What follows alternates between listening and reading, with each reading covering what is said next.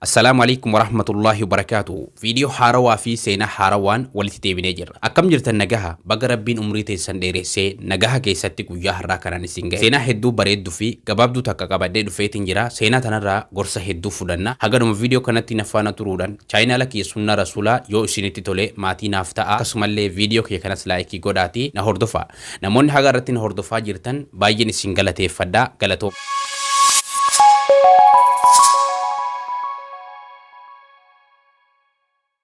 biyya taate takka keessatti namicha uffata hodhu tokko ture. Namicha uffata hodhu kuni diizaayina hedduu bareedaa ta'e waan uffata hodhuuf jecha namoonni hedduun gara isatti dhufanii uffata isarraa bitatan. Akkasumallee galii guddaa qaba. Ammas ganduma san nama foon gurguru jira.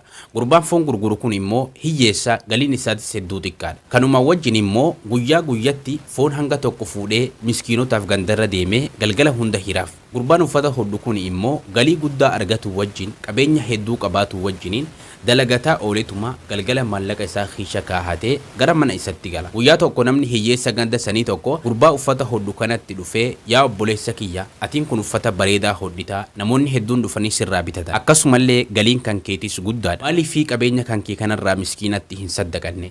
Gurbaan kun oollaa keenya kan foon gurguru kunuhu hiyyeessa tahuu wajjiniin galiin isaa xiqqaa tahuu wajjiniin guyyarraa dhufee galgala foon nuuf hira jeen. Gurbaan kunis ilaaleetuma itti seeqetuma biraa deeme jechuudha. Haaluma kanaan osoo jiranii gurbaan uffata gurguru kuni du'e.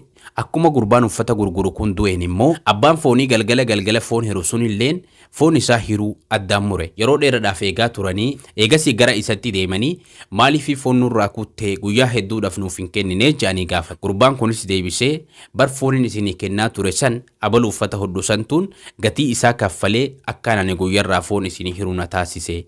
Inni amma du'ee waan jiruuf jecha ani foon kiyya bilaasha isinii hiruu hin danda'u jeen. Edaanuu gurbaan kun isaa fi rabbi jeddutti iccitii godhateeti qabeenya isaa irraa saddaqatee galgala akka foon ummata miskiina firamu taasisaa ture. Duun keenya nama tokko akkanumatti ilaallee sababum hoggaa inni saddaqatu hin arginiif jecha numa hoggaa inni salaatu hoggaa inni quraana qara'u hin arginiif jecha nama kana hamatti lakkoonnee nama kana jecha hin taane hin darbanna. Namni kun hoggaanii fi rabbii isaa wajjin maqoo bahee waan inni dalagu rabbumaa fi isuma beeka. Seenaan bareedduun tuni keessumattuu nama akkanaa nama gubbama namaa laalee namarratti murteessu jecha garagaraa namarratti darbatu gorsa guddaa taati jeetan abdii qaba. Viidiyoon har'aaf qabadee dhufe kanuma. Haga viidiyoo kanarra bareedaadhaan walitti deebinutti. Assalaamu alaikum warahmatullahi